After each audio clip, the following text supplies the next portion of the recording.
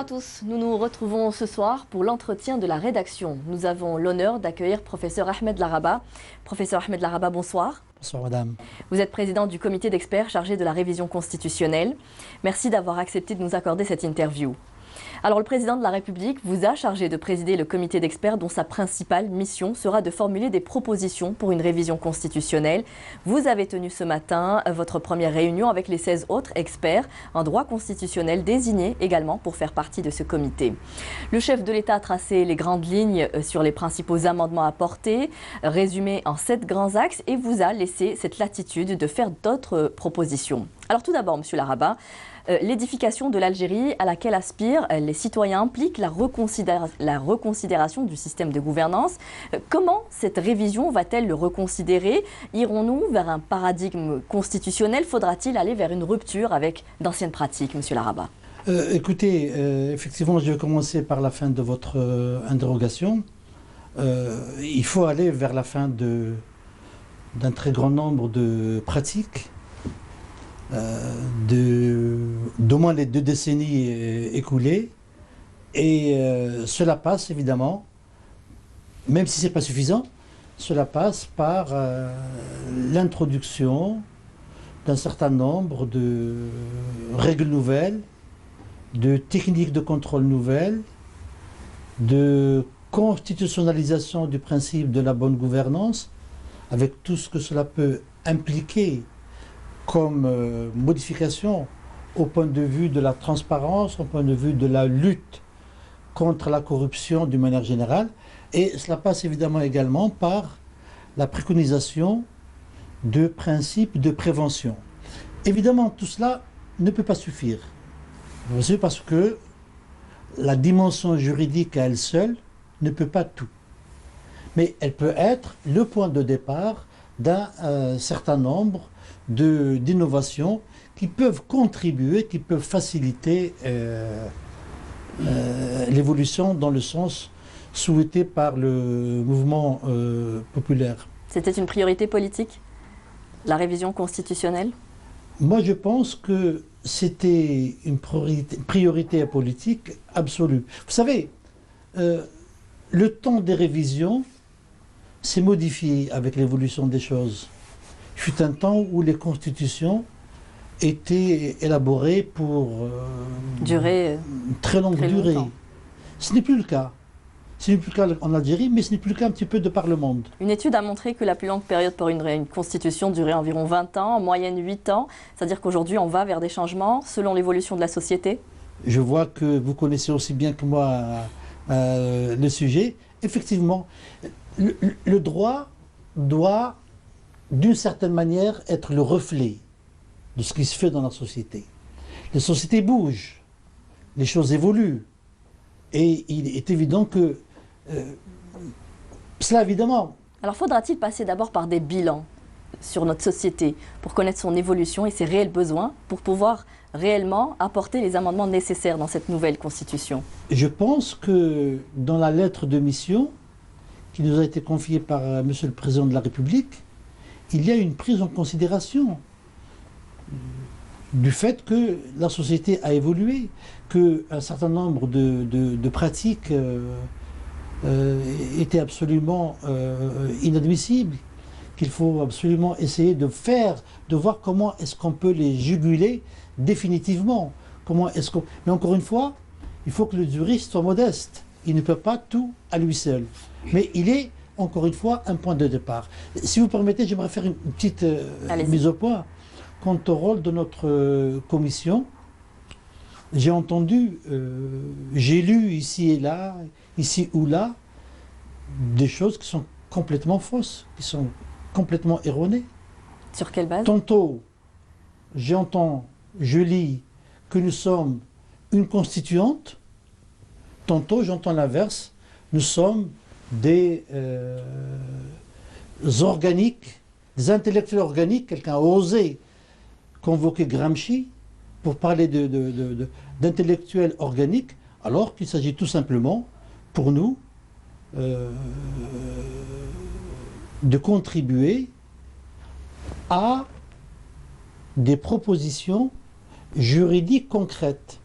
le sort de ces propositions Seront soumises à débat par la suite. ne seront soumises évidemment à débat par la suite, à un débat qui sera sans doute très large. La société civile et politique également. Je pense que la société politique, civile, socio-professionnelle seront évidemment Vous avez invités. 2 mois pour proposer des amendements de la Constitution.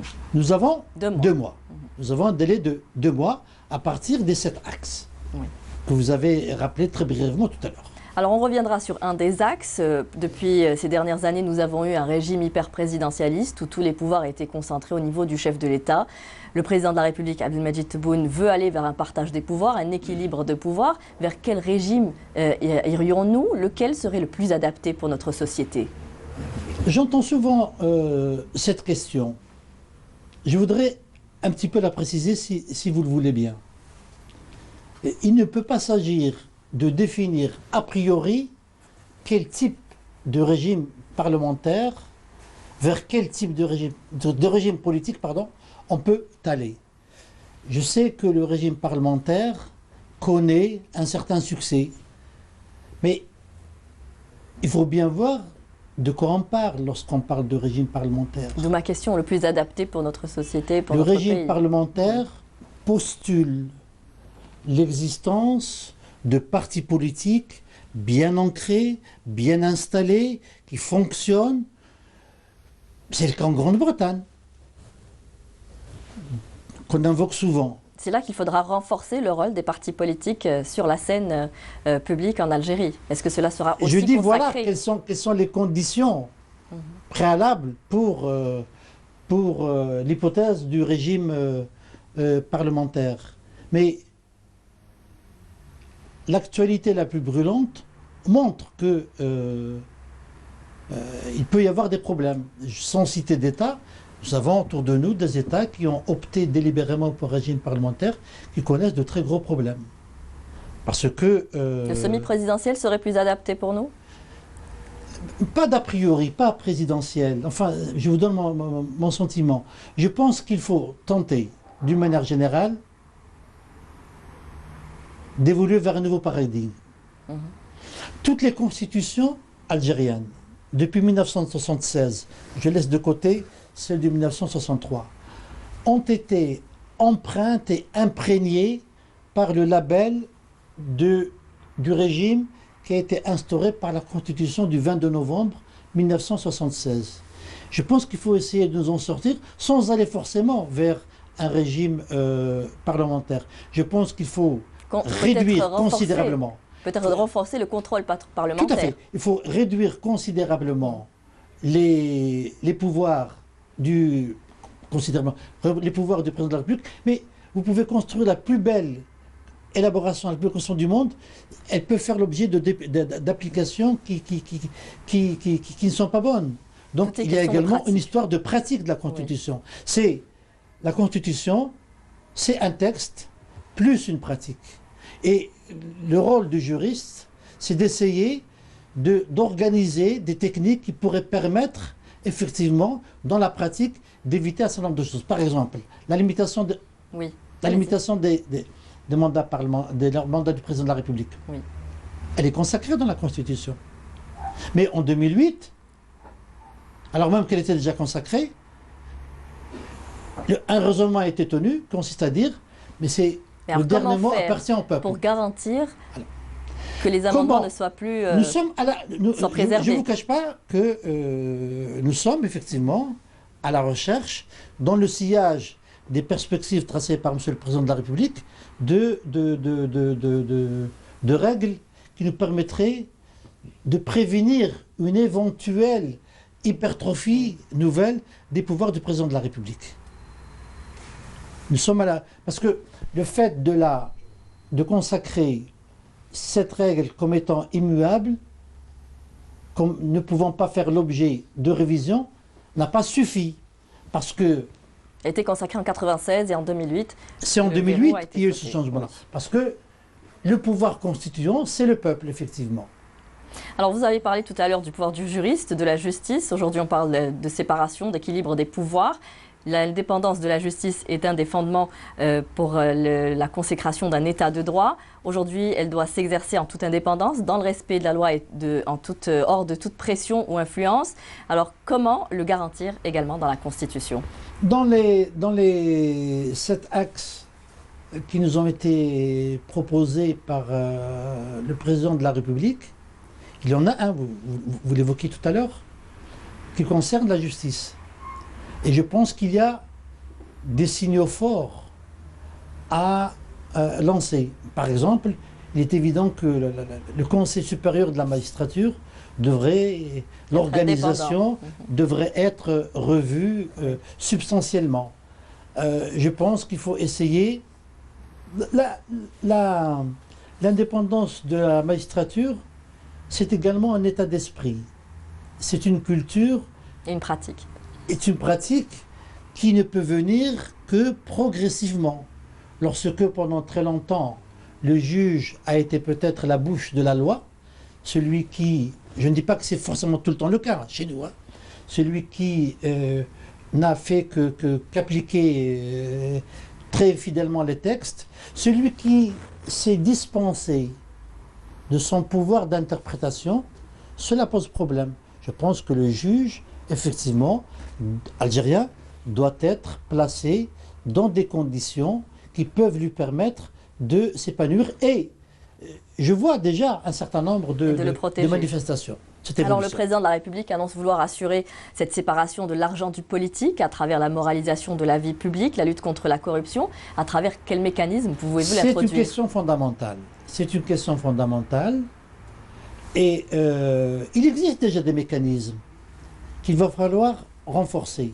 Lorsque l'Algérie a ratifié la Convention de la lutte contre la corruption, lorsque une loi a été élaborée et a été adoptée, il y a déjà un certain nombre de mécanismes. Je pense qu'il faut aboutir dans la Constitution à une constitutionnalisation robuste de la lutte contre la corruption, c'est-à-dire donner de l'épaisseur en consacrant plusieurs articles à cette question de la corruption et de la lutte et également et surtout de sa prévention. Alors, cette question, consacrer la liberté d'expression de la presse écrite, audiovisuelle et sur les réseaux d'information, une nécessité aujourd'hui pour aller vers le rétablissement de cette confiance entre le pouvoir et le citoyen. Par quelle façon comptez-vous les garantir ici dans la Constitution, professeur Laraba? Vous avez raison de mettre l'accent sur une espèce de crise de confiance que l'on rencontre un petit peu partout et qui fait, je le comprends parfaitement, qui montre un certain scepticisme à l'égard de la création de ce comité qui serait le énième, qui viendrait rajouter à ce qui a été fait. Nous avons commencé nos travaux ce matin, ils se sont poursuivis cet après-midi. Nous avons, je peux vous le dire, je vous le livre en primeur, nous avons listé, au-delà de cet axe, un certain nombre de questions que la lettre de mission de M. le Président de la République nous autorise, puisqu'il donne ces axes à titre indicatif, et nous tentons d'essayer autant que possible de prendre en compte un certain nombre de revendications que l'on voit depuis plusieurs mois. Alors, autre article qui a fait couler beaucoup d'encre, l'article 51 pour notre communauté établie à l'étranger. Il faudra le réviser. Voilà. Il faudra le réviser. Ils auront dans la lettre de mission, c'est très clair. Je pense qu'il faut rétablir. D'atteindre les plus hautes fonctions de l'État. Tout à fait. Tout à fait.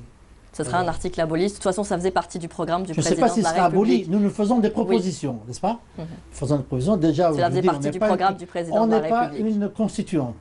Professeur Laraba, vous avez déjà été consulté par le passé sur une révision constitutionnelle. Vous aviez annoncé que vous aviez alors émis plusieurs propositions. Peut-on savoir quelle était l'essence de vos propositions à l'époque et est-ce qu'elles ont été retenues? Écoutez, à l'époque, j'avais moi-même délimité le champ de mes propositions en essayant d'avoir une vision la plus utile, la plus efficace possible.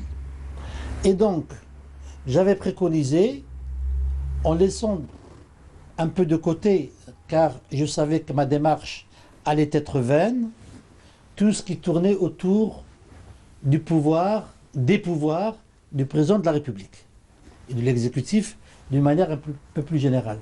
Et j'avais mis l'accent fondamentalement sur un nettoyage déjà sémantique, et c'est important, mais pas que, de la partie consacrée aux droits de l'homme et des libertés publiques. Parce que, vous savez, aujourd'hui, on est dans un monde qui est particulièrement resserré, qui s'est réduit en raison de la globalisation, en raison de la mondialisation. Un grand nombre de constitutions se ressemblent énormément parce que l'ensemble des États intègrent dans leur constitution des règles internationales relatives aux droits de l'homme.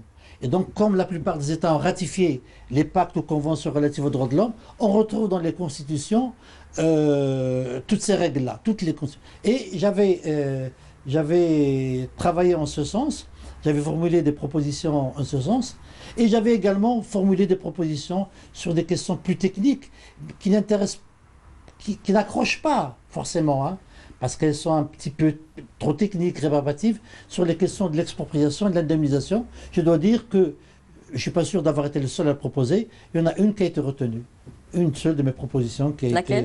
été... C'est celle relative à la question de l'indemnisation en cas d'expropriation. Merci, monsieur le professeur Laraba. Est-ce que vous pensez enfin que tous ces amendements pourraient répondre aux aspirations du peuple aujourd'hui? Ces aspirations pourraient être un début de réponse aux aspirations du peuple, parce qu'il faudrait également voir comment les choses se dérouleront en pratique. J'ajoute que